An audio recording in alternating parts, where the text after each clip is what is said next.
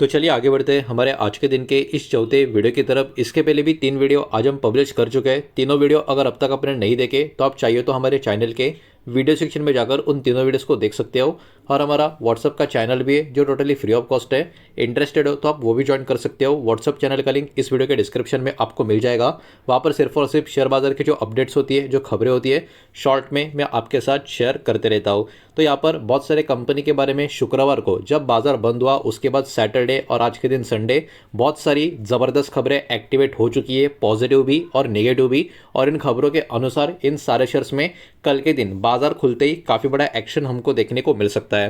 पहला स्टॉक है इस लिस्ट में टाटा ग्रुप का टाटा स्टील, और इनको एक्चुअली एक डिमांड नोटिस दोस्तों यहाँ पर मिला हुआ है जिसका ओवरऑल वर्थ है 2411 करोड़ के आसपास का। और ये पर्टिकुलर डिमांड नोटिस इनको ओडिशा का जो डेप्यूटी डायरेक्टर ऑफ माइंस है इनकी तरफ से मिला हुआ है। तो ऑब्वियस सी बात है ये गुड न्यूज़ तो नहीं है, ये बैड न्यूज़ में यहाँ पर काउंट होगी। अब ये पर्टिकुलर पढ़ सकते हो, रिलेटेड टू शॉर्टफॉल इन क्रम और dispatch from Sugandha chromatic block. ये पर्टिकुलर ये इससे कनेक्शन में ये पर्टिकुलर डिमांड नोटिस इनको मिला हुआ है। 5 ईयर रिव्यू के ऊपर बेस्ट पर्टिकुलर चीज़ ये आपको देखने को मिलेगी जो माइन डेवलपमेंट प्रोडक्शन एग्रीमेंट के तहत यहाँ पर होता हुआ नजर आ रहा है। और इसमें कहीं ना कहीं इन्होंने रूल 12A को यहाँ पर वॉयलेट कर दिया है। ऐसे कुछ चार्जेस इनके ऊपर यहाँ पर नजर आ रहे हैं मिनरल्स कंसेशन रूल्स 2016 का जो एक्ट है उसके अंतर्गत। तो देखा जाए तो ये टाटा स्टील के लिए एक निगेटिव खबर है। देखने वाली बात होगी स्टॉक कल के दिन कैसा रिएक्शन देता है, बिकॉज जो पर्टिकुलर डिमांड नोटिस का अमाउंट है वो अमाउंट बहुत बड़ा है। तो देखने वाली बात होगी कंपनी का मैनेजमेंट किस टाइप का क्लैरिफिकेशन देता है। अगर यहां से कंपनी इस डिमांड नोटिस से बच जाती है, मतलब कंपनी क्लैरिफाई करती है कि ऐसा कुछ नहीं है, पर्टिकुलर चीजें जो हुई है वो गलत हुई है, या जो भी कमेंट्री देती है उसके बाद ही बहुत सारी चीजों का क्लैरिफिकेशन नजर आएगा। लेकिन अभी के लिए ये एक नेगेटिव खबर देखने को मिल रही है। आगे बढ़ते हैं दूसरे स्टॉक की तरफ। दूसरा स्टॉक दोस्तों ABLB, Aditya Birla lifestyle brands करके जो है इनके बारे में एक बहुत ही बड़ा खबर निकल कर आ रहा है। एक्सपेक्टेशन है कि कल सोमवार को जब बाजार खुलेगा इस कंपनी के स्टॉक में एक बहुत बड़ी ब्लॉक डील होती हुई नजर आ सकती है। फ्लिपकार्ट कहीं ना कहीं यहाँ पर सेल कर सकता है इनका पूरा का पूरा 6% का जो एंटायर स्टेक है ब्लॉक डील का यूज़ करके। बेस प्राइस इसके लिए 130 रुपया पर शेयर की यहाँ पर यूज़ हो सकती है। ये भी बात यहाँ पर निकल कर आ रही है जो अभी के प्राइस के हिसाब से 5% नीचे की तरफ, मतलब डिस्काउंट रेट में हमको देखने को मिल रही है। फ्लिपकार्ट जो है कहीं ना कहीं सेल करेगी 7.3 करोड़ शेयर्स का क्वांटिटी और रेस करेगी 950 करोड़ के आसपास का अमाउंट। ये ब्लॉक डील का हेल्प लेके फ्लिपकार्ट इन्वेस्टमेंट प्राइवेट लिमिटेड का 6.02% का स्टेक आपको नजर आएगा। जून क्वार्टर का प्रॉफिट इनका लगभग आप देख सकते हो 5% एक साल के हिसाब से ऊपर था, 24 करोड़ के आसपास। रेवेन्यू भी ऊपर था। ये सारी चीजें यहाँ पर हमको देखने को मिल रही है। स्टॉक अभी 136 रुपए के आसपास क्लोजिंग में था, शुक्रवार को 1.5% तेजी में था। लेकिन अगर ये ब्लॉक डील की खबर जो अभी आ चुकी है कल सच साबित हो जाती है तो स्टॉक में कहीं ना कहीं प्रॉफिट टेकिंग नजर आ सकती है। नेक्स्ट खबर दोस्तों कोटक महिंद्रा बैंक के बारे में। यहाँ पर भी बहुत सारे बैंकों के अपडेट्स निकल कर आ रहे हैं, तो इनका भी अपडेट यहाँ पर आ चुका है। नेट एडवांस जो इनका है 15 से लेकर 16% तक एक साल के हिसाब से ऊपर की तरफ जा चुका है, जो बहुत ही पॉजिटिव चीज़ है। 4.62 लाख करोड़ के आसपास का नेट एडवांस का नंबर है। क्वार्टरली ग्रोथ भी ऊपर की तरफ है, 4% ऊपर। एवरेज एडवांस भी लगभग 15% एक साल में ऊपर है, 4.5 लाख करोड़ के आसपास। शेयर प्राइस 2100 रुपये के आसपास है, 2% की तेज़ी प्रीवियस डे में थी, लेकिन ये भी एक पॉजिटिव अपडेट है। तो और भी तेज़ी यहाँ पर आ सकती है और निफ्टी बैंक को भी इसका सपोर्ट मिल सकता है।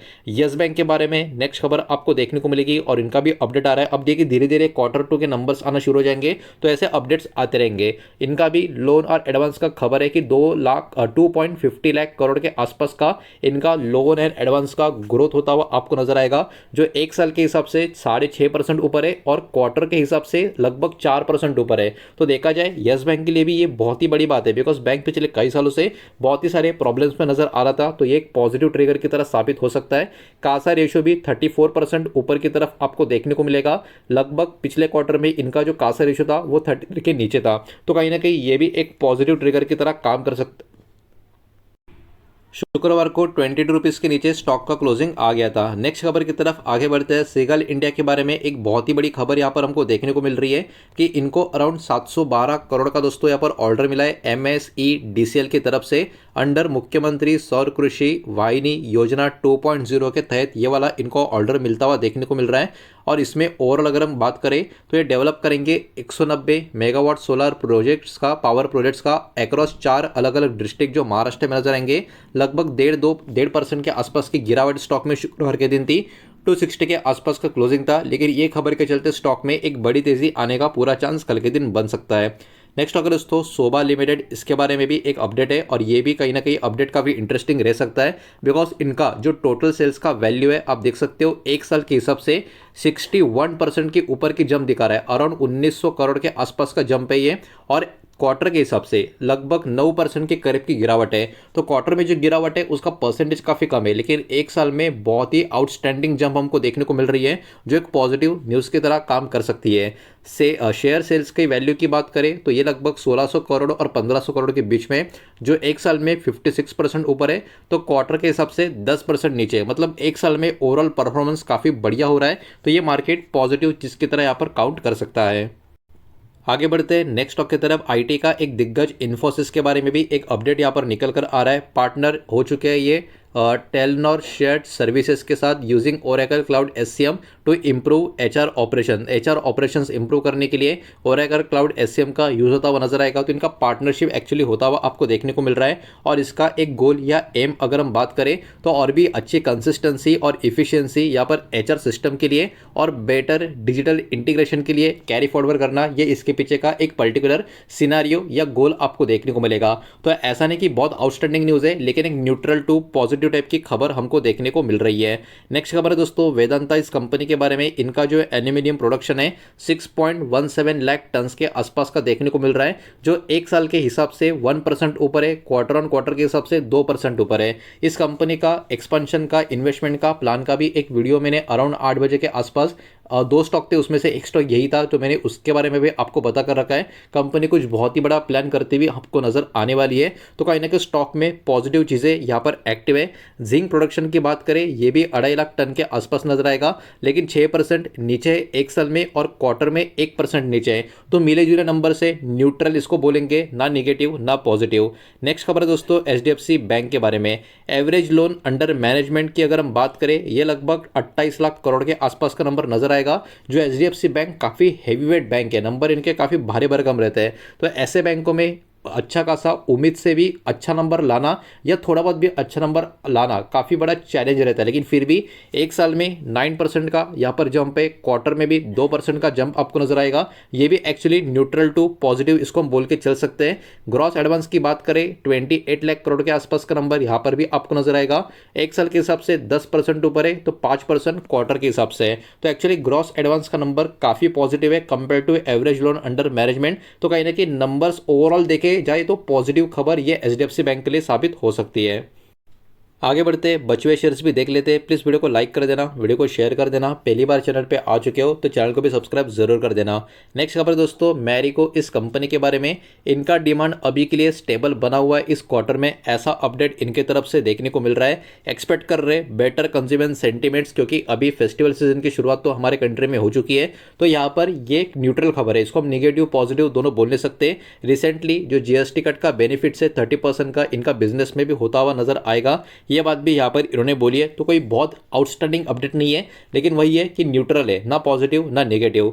नेक्स्ट खबर है आईडीबीआई बैंक के बारे में। इनका जो टोटल बिजनेस है लगभग 5.33 लाख करोड़ के आसपास का नंबर यहाँ पर मेंटेन हुआ है, जो एक साल के हिसाब से 12% ऊपर की तरफ है। और इनका डिपॉजिट भी एक साल के हिसाब से लगभग 9% ऊपर की तरफ है, 3.03 लाख करोड़ के आसपास का।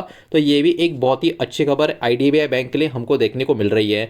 नेक्स्ट है बजाज हाउसिंग फाइनेंस के बारे में। इनका जो ग्रॉस डिसबर्समेंट है वो लगभग 16,000 करोड़ के आसपास यहां पर पहुंच चुका है, जो 32% एक साल के हिसाब से ऊपर की तरफ आपको नजर आएगा। असेट अंडर मैनेजमेंट की बात करें, एयूएम की बात करें, 1.25 लाख करोड़ के आसपास का नंबर ये आपको देखने को मिलेगा, जो अराउंड 24% के हिसाब से एक साल में जंप होता हुआ देखने को मिल रहा है। तो 1.27 लाख करोड़ का एक बहुत ही शानदार नंबर एयूएम में आपको देखने को मिलेगा। स्टॉक की क्लोजिंग 111 के आसपास थी, ये भी न्यूट्रल टू पॉजिटिव अपडेट है। पॉजिटिव मोमेंटम मार्केट में रहा, स्टॉक में भी 2-3% की तेजी नजर आ सकती है। नेक्स्ट खबर है हिंदुस्तान जिंक के बारे में। इनका जो माइन मेटल की बात करें 258 KT के आसपास पहुंचता हुआ देखने को मिला है, जो एक साल के हिसाब से 1% ऊपर है, लेकिन क्वार्टर के हिसाब से 3% नीचे की तरफ है। उसके अलावा सेलेबल मेटल की बात करें, ये भी अराउंड 246 KT के आसपास आपको नजर आएगा, जो एक साल के हिसाब से भी डाउन है 6% और क्वार्टर के हिसाब से भी डाउन है 1%। मतलब हिंदुस्तान जिंक के बारे में कोई खास पॉजिटिव अपडेट नजर नहीं आ रहा, लेकिन इसको टेक्निकली अगर आप देखोगे स्टॉक को टेक्निकली पैटर्न में स्टॉक काफी मजबूती दिखा रहा है। तो ओवरऑल सेंटीमेंट स्टॉक के नंबर्स के हिसाब से खराब है, लेकिन टेक्निकली स्टॉक काफी अच्छे पोजीशन में खड़ा है। इसी की वजह से स्टॉक को फ्राइडे में भी काफी बढ़िया मोमेंटम गेन किया था। तो टेक्निकल वे में स्टॉक पॉजिटिव है, लेकिन नंबर्स के हिसाब से स्टॉक नेगेटिव है। इस बात को यहां पर आप ध्यान रखें। आगे बढ़ते हैं नेक्स्ट स्टॉक की तरफ। डीमार्ट यानी एवेन्यू सुपरमार्ट्स के बारे में बात करेंगे। इनका जो स्टैंड अलोन रेवेन्यू है क्वार्टर टू फाइनेंशियल ईयर 2026 का 16,220 करोड़ के आसपास जा चुका है, जो एक साल के हिसाब से 15-15.5 का जंप आपको नजर आएगा। और पिछले साल यही नंबर 14,050 करोड़ के आसपास का था। मतलब एक शानदार जंप यहाँ पर हमको देखने को मिल रहा है। पॉजिटिव नंबर है, पॉजिटिव अपडेट है। कल के दिन अच्छा मोमेंटम स्टॉक में आना चाहिए या आ सकता है। नेक्स्ट दोस्तों वोडाफोन आइडिया के बारे में अपडेट। नया CFO यहाँ पर नाम आ चुका है, तेजस मेहता करके इनका नाम यहाँ पर आपको देखने को मिलेगा। मॉन्डेलस इंडिया से ये पर्टिकुलर बिलोंग करते हैं। रिप्लेस किया इन्होंने मूर्ति देवास को, और ये टर्म इनका जो एंड हुआ था अक्टूबर 5 का, ये पर्टिकुलर डेट यहाँ पर बताया जा रहा है। तो ओवरऑल देखने वाली बात होगी किस तरीके से मार्केट इस न्यूज़ को कल के दिन लेता है। आपको ज़्यादा कुछ करना नहीं है। ये जो नाम है, इस नाम को थोड़ा सा अगर आप गूगल के ऊपर स्टडी करोगे, इनका बैकग्राउंड वगैरह क्या क्या कुछ कॉन्ट्रोवर्सी रही है या नहीं रही है, कितना अच्छा पहले इन्होंने काम किया है नहीं किया है, उससे अंदाज़ा लग जाएगा कि इस कंपनी में कितने फिट हो पाते हैं या नहीं हो पाते। तो इसके ऊपर आप ध्यान देने की कोशिश करें। नेक्स्ट अगर दोस्तों PNB पंजाब नेशनल बैंक के बारे में डिस्कस करेंगे। इनका जो ग्लोबल बिजनेस है लगभग 28 लाख करोड़ के आसपास का अमाउंट यहाँ पर पहुंच चुका है, जो एक साल के हिसाब से 10 से लेके 11% का जंप है, और क्वार्टर के हिसाब से भी अराउंड 2.5% का जंप है। तो ये एक्चुअली ग्लोबल बिजनेस के हिसाब से काफी पॉजिटिव ट्रिगर नंबर नजर आ रहा है। डोमेस्टिक बिजनेस की बात करें अराउंड 27 लाख करोड़ के आसपास का नंबर है, और ये भी एक साल में लगभग 10.25% ऊपर की तरफ है। तो स्टॉक में अच्छा मोमेंटम कैरी हो सकता है। 114 के आसपास की क्लोजिंग शुक्रवार के दिन स्टॉक में देखने को मिल रही है। तो मैक्सिमम कंपनी का फाइनेंस वाला अपडेट आता हुआ आपको देखने को मिल रहा है, बैंकों का और NBFC का। नेक्स्ट है दोस्तों बजाज फाइनेंस। इसका भी टोटल कस्टमर का काउंट यहाँ पर अपडेट आ चुका है। 111 मिलियन के आसपास का टोटल कस्टमर का काउंट देखने को मिल रहा है, जो एक साल में 20% ऊपर की तरफ है। मतलब अभी भी इनके पास कस्टमर्स काफ़ी अच्छी तादाद में आ रहे हैं, ऐसा अगर हम मान के चल सकते हैं। नया लोन का जो डिसबर्समेंट है वो भी लगभग 12.17 मिलियन के आसपास पहुंच चुका है, जो एक साल के हिसाब से 26% ऊपर की तरफ है। नए कस्टमर इन्होंने क्वार्टर 2 में जो ऐड किया है वो नंबर लगभग 4.13 मिलियन के आसपास का देखने को मिल रहा है। तो देखिए 2 या 3 स्टॉक को छोड़ दे तो मैक्सिमम स्टॉक में काफ़ी पॉजिटिव अपडेट आपको देखने को मिलेंगे। 1 या 2 स्टॉक में न्यूट्रल अपडेट आपको देखने को मिलेंगे। तो जिनके बारे में पॉजिटिव अपडेट है और मार्केट में भी कल काफ़ी बढ़िया मोमेंटम रहा, तो उन स्टॉक में काफ़ी ज़बरदस्त मोमेंटम आ सकता है। इवन मार्केट में काफ़ी बढ़िया मोमेंटम रहा तो न्यूट्रल न्यूज़ वाले स्टॉक में भी काफ़ी अच्छा मोमेंटम ट्रिगर हो सकता है। इस बात को यहाँ पर आप ध्यान दें। तो यही पर्टिकुलर डेटा इस वीडियो के माध्यम से शेयर करना था। उम्मीद करता हूँ वीडियो समझ आया होगा, पसंद आया होगा। तो वीडियो को लाइक करें, दोस्तों शेयर करें। पहली बार चैनल पे आ चुके हो तो सब्सक्राइब भी कर देना। कोई भी स्टॉक में निवेश करने से पहले खुद की स्टडी रिसर्च जरूर करें। फाइनेंशियल सर की सलाह जरूर ले। मिलते हैं नेक्स्ट वीडियो में। धन्यवाद।